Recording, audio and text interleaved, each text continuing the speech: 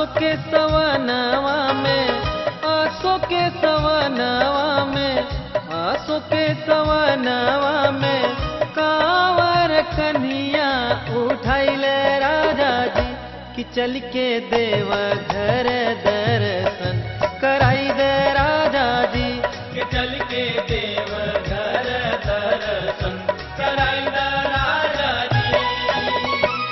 आसो के सवनवा में, आसो के सवनवा में, आसो के सवनवा में कांवर कन्हिया उठाइले राजा जी कि चल के देव घर दर्शन कराई दे राजा जी कि चल के देव घर दर्शन कराई दे राजा जी।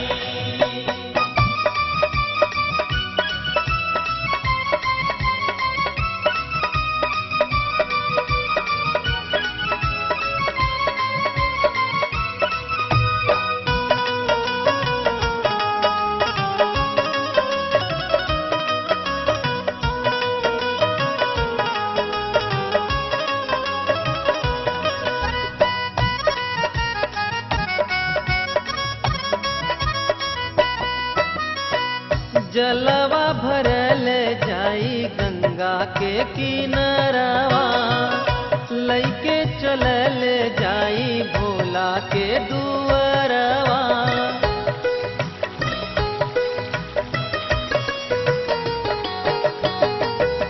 जलवा भरल जाई गंगा के किनारवा, लइके चलल जाई भोला के दुअरवा।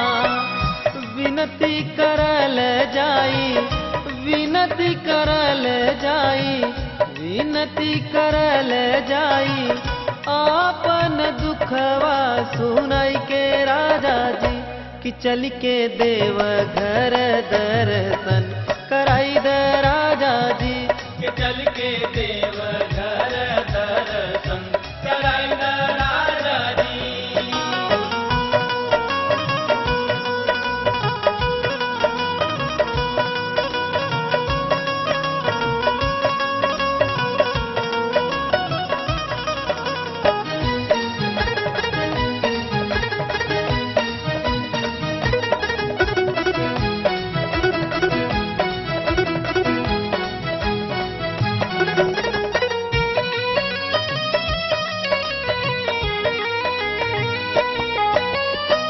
चलल जाई विश्वनाथ काशी के नगरिया, उहवे से थोड़ी दूर कई थी बजरिया।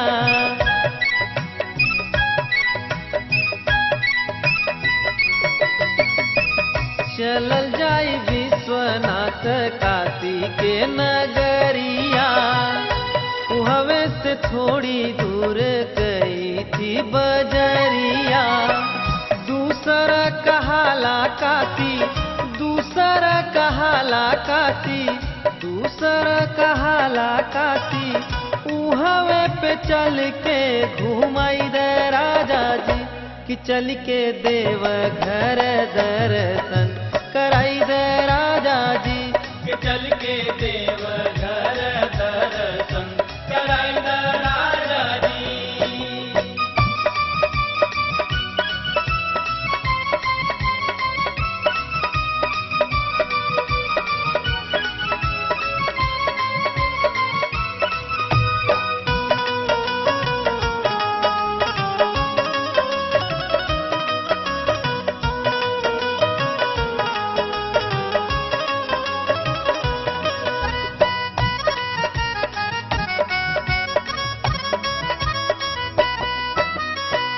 बाबा हरिहरनाथ बसै ज्ञानपुर नगरिया, उहवै चलल जाई बनी के कंवरिया।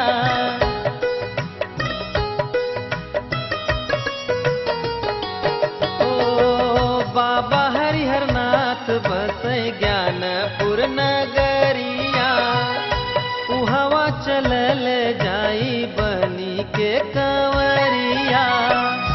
उनके चरनिया में, उनके चरनिया में भरल गगरिया चढ़ाई दे राजा जी हो चल के देव घर दर्शन कराई दे राजा जी के चल के देव घर दर्शन कराई द राजा जी।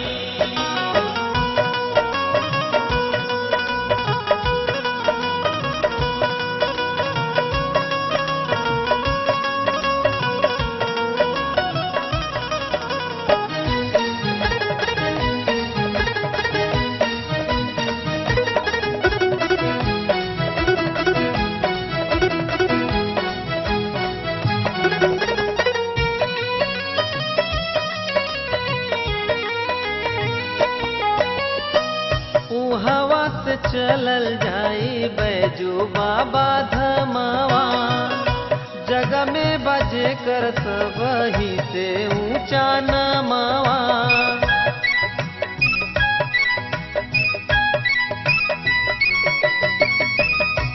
हवा से चलल जाई बैजू बाबा धमावा जग में बजे कर सब ही से ऊंचा नमावा। उनके चरनिया